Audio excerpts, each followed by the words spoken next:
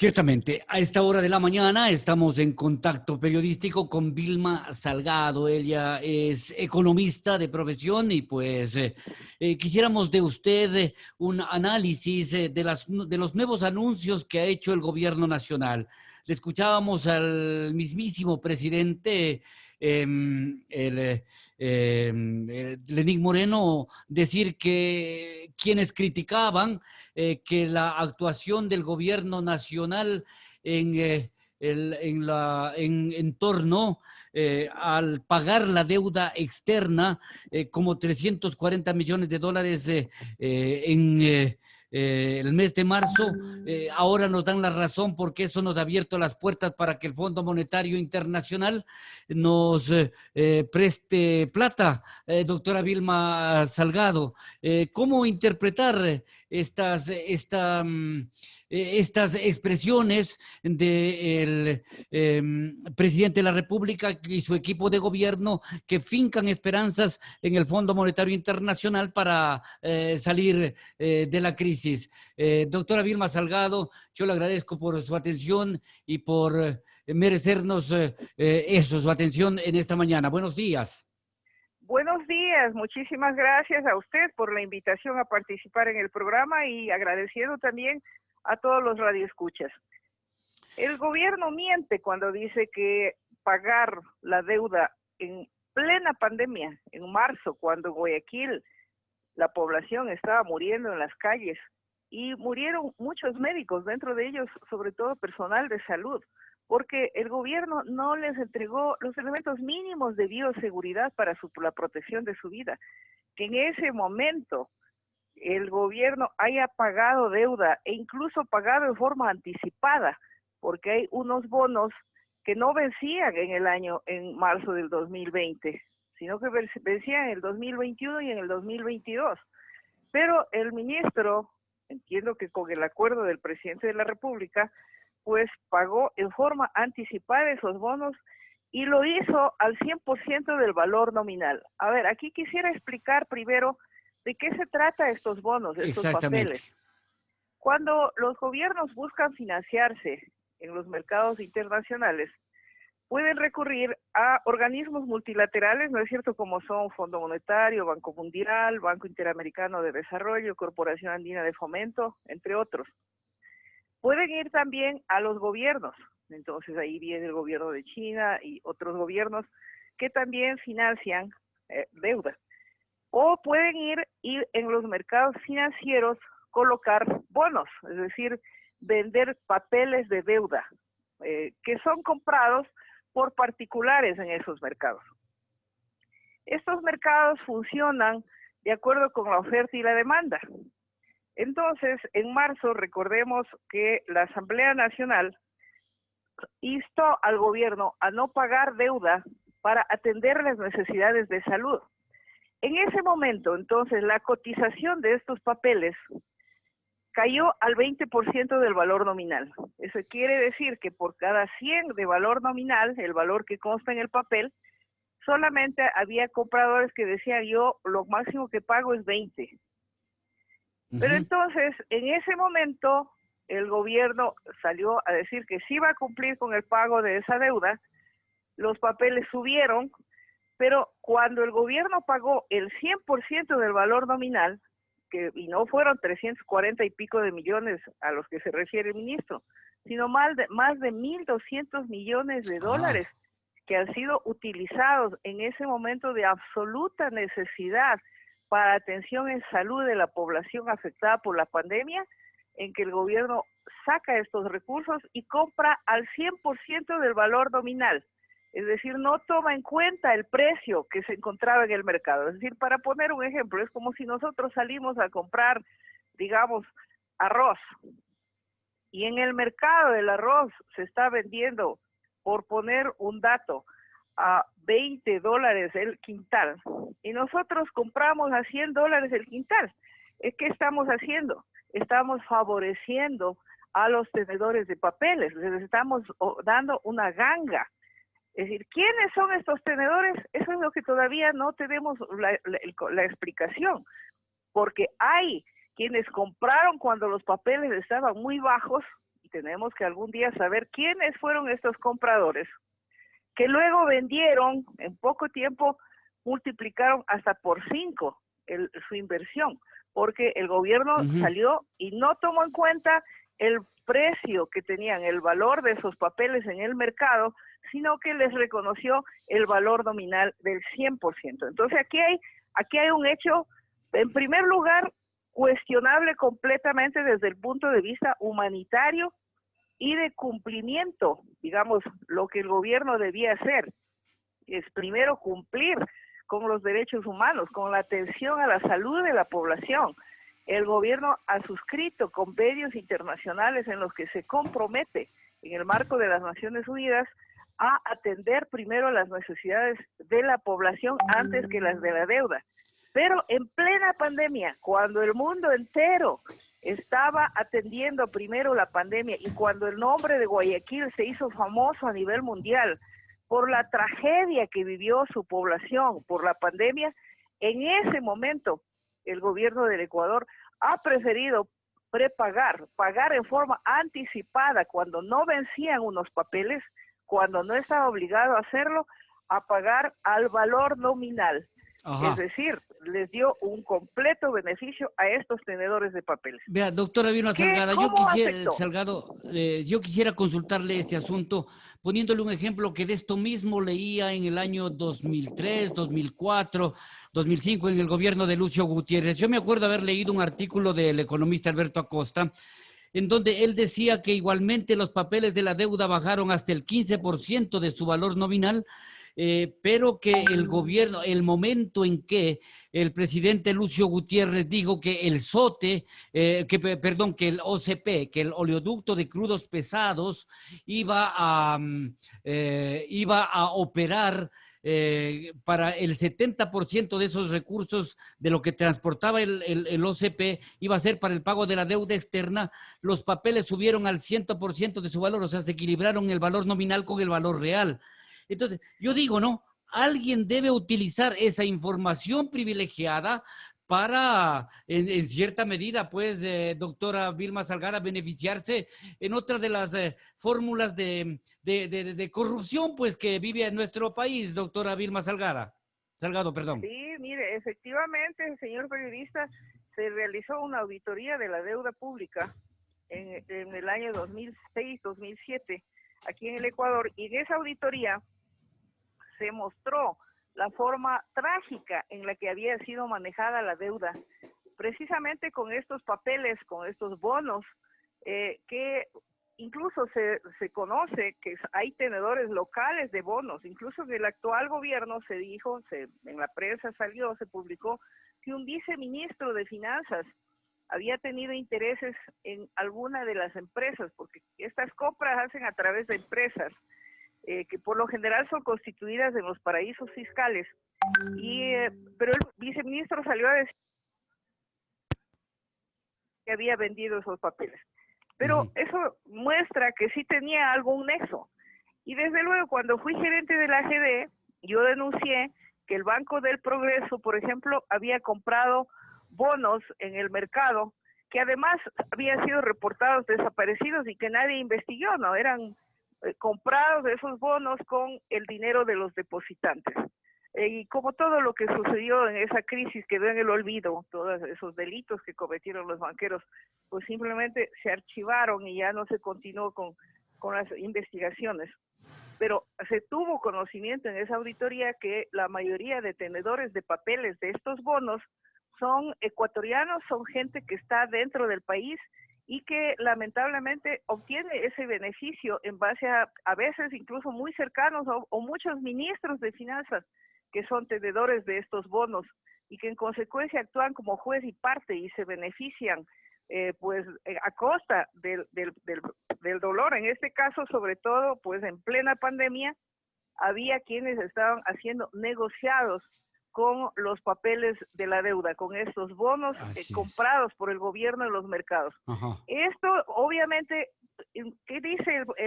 Salió el gobierno en ese mismo momento, el ministro, a decir que era la única manera pagar o comprar esta deuda, pagar estos bonos, para poder acceder a otros recursos financieros. Bueno, hay que decirle al pueblo ecuatoriano que en los compromisos que asumió el gobierno cuando firmó el memorando de entendimiento con el Fondo Monetario Internacional en marzo del 2019, ya existía el compromiso de algunos otros multilaterales de conceder créditos al Ecuador. De manera que esos créditos ya estaban ya por ser desembolsados, ya había un acuerdo. Desde luego, el Fondo Monetario Internacional es un organismo que actualmente vela por los intereses de los acreedores, eso es clarísimo. Por eso es que a partir de la firma de los compromisos con el FMI, la prioridad nacional pasa a constituir el pago del servicio de la deuda. Es decir, el FMI se transformó en ha venido operando como un organismo que busca sobre todo garantizar que los países generen los excedentes financieros para el pago del servicio de la deuda. Y además, por esa razón, cayendo todo el peso del ajuste que el Fondo Monetario impone o negocia con los gobiernos en los sectores medios y los sectores populares, mientras se canalizan grandes beneficios a los sectores de empresas transnacionales, como vimos nosotros con esa mal llamada Ley de Fomento de la Producción y el Empleo, que está vigente desde agosto del 2018, en donde se canalizaron, bueno, aparte del perdón de intereses, multas y recargos, que sobre todo se concentraron en las grandes transnacionales petroleras, telefónicas, algunas bananeras, algunos banqueros, es decir, los 30 mayores beneficiarios obtuvieron un beneficio de más de 1.100 millones de dólares, para que tengamos una idea, los ecuatorianos, ¿no? Y luego las exoneraciones tributarias amplias que se concedieron ahí. El gobierno dice que quiere corregir el déficit, pero en realidad es contradictorio, porque en el año 2020 el propio Ministerio de Finanzas estima exoneraciones tributarias por 7.000 millones de dólares. Escuchen bien la cifra, 7.000 millones de dólares. Y luego, claro, dice, hay que negociar un préstamo y nos van a hacer el favor de prestar el Fondo Monetario Internacional. En la primera negociación dijeron 4.200 millones de dólares, pero justo coincidió en que las remisiones de intereses, multas y recargos, es decir, el perdón a quienes no habían pagado sus deudas a tiempo por impuestos, solamente por el servicio de rentas internas ascendió justo a 4.295 millones de dólares. Es decir, en lugar de cobrar a quienes estaban morosos en el pago de sus impuestos, el gobierno decidió perdonarles y endeudarse, porque el FMI no regala, presta, y presta con unas condiciones draconianas que significan el empobrecimiento del pueblo y además el traspaso de los mejores activos al capital. Es decir, esto son las condiciones que pone el FMI. Además, está pendiente, y pongan atención, en este momento el mismo gobierno dice, está pendiente la reforma del Banco Central. Pongamos mucha atención a cómo negocian este acuerdo con el FMI. ¿En qué se trata esta del banco, la independencia supuesta del Banco Central? Que el Banco Central no puede hacerle préstamos al Estado, eso ya está contemplado en algunas de las leyes aprobadas por el actual gobierno, pero lo más peligroso es que pretenden eliminar los cupos que tiene la banca privada para acceder a préstamos en el Banco Central.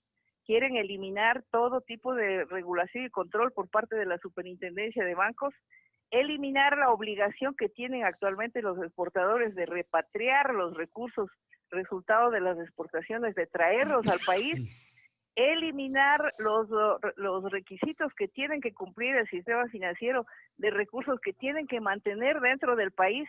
Y pongamos atención que estas mismas reformas se hicieron en Argentina y el Fondo Monetario le desembolsó 45.000 millones de dólares durante el gobierno de Macri como créditos, pero fugaron del país. Una vez que además eliminaron los impuestos a la salida de divisas, lo mismo, el mismo contenido en Argentina, jugaron como 100.000 millones de dólares y el pueblo quedó además con esa deuda de 45.000 millones de dólares adicionales. Igual acá, el fondo viene y dice, yo les presto 6.000 millones, pero las condiciones son, eliminen los controles ¿Y qué pasa? Aquí fugarán capitales, ya conocemos cuál es la historia, están esperando que se divide el 5%, ¿y cómo vamos a terminar después? Como los argentinos, endeudados y sin esos recursos que supuestamente debían haber ingresado. En lugar de eso, ya sabe el FMI históricamente, los capitales privados salen de los países en crisis, de manera que ese es el riesgo que enfrentamos en este momento, lo que estamos al frente de esta nueva negociación. Todavía no se ha publicado, no se conoce, ya en medios internacionales, digamos, en fuentes internacionales ya se conoce lo que están negociando, pero aún como no ha sido aprobado, pues el gobierno todavía no nos ha dado a conocer cuáles son las condiciones de esta nueva negociación con el Fondo Monetario Internacional, que en todo caso, lo que defiende esa institución son los intereses de los países acreedores, es decir, los intereses de quienes financian a esa institución. Doctora Vilma Salgado, mire, y finalmente agradeciéndole porque esta resulta ser una exposición más bien didáctica suya para hacernos entender un poco el tema de cómo se maneja la información privilegiada, que eso es lo que debemos saber los ecuatorianos, porque eso ahí, por ahí deben hacer los ladrones de cuello blanco, los delitos de cuello blanco, no sé, doctora Vilma Salgado, ¿no es cierto? En esa línea estarán los pativideos, por ejemplo, la utilización de la información privilegiada como una manera de enriquecerse. Si yo conozco un día antes que se va a pagar la deuda, entonces me compro papeles hoy y mañana me hago un pingüe negocio. O sea, esa es la cuestión, ese es el sentido que ha tenido, que hemos querido que usted nos explique en este día, y si con eso estamos así, ¿no es cierto? Mucha información privilegiada que es manejada por estos estamentos para favorecer a grupos precisos, grupos que quisiéramos identificarle, doctora Vilma Salgado. Así es, definitivamente, incluso la declaración de la Asamblea, es decir, la recomendación de que el gobierno no pague la deuda, pues tuvo este efecto de hacer caer la cotización de los bonos en los mercados secundarios, como lo dije, al 20% del valor nominal. Y en ese momento se ha reportado que ha habido compras de estos papeles. Inmediatamente el gobierno sale a decir que sí va a cumplir, los papeles suben, la cotización llega hasta alrededor del 50% del valor nominal, y entonces el gobierno entra y compra al 100% del valor nominal. O sea, no toma en cuenta para nada el real valor de esos papeles en el mercado secundario, que debió tomar en cuenta, era su obligación, igual que en la renegociación. En esta renegociación solo logran un descuento del 9% cuando los papeles estaban por 55-60% del valor nominal. Entonces no existe el tal beneficio. Los grandes beneficiarios de esta renegociación son los tenedores de bonos.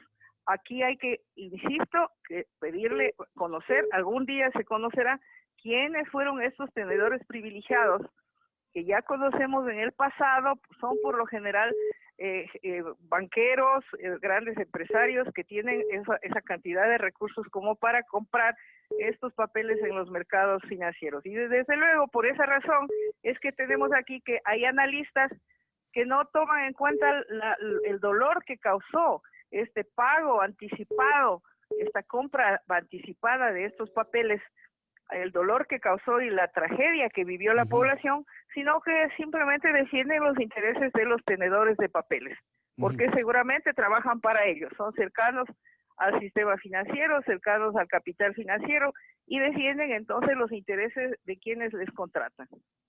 Muchísimas gracias a la doctora Vilma Salgado por esta información que brinda a los oyentes de Línea Radio aquí en Amazonía Ecuatoriana.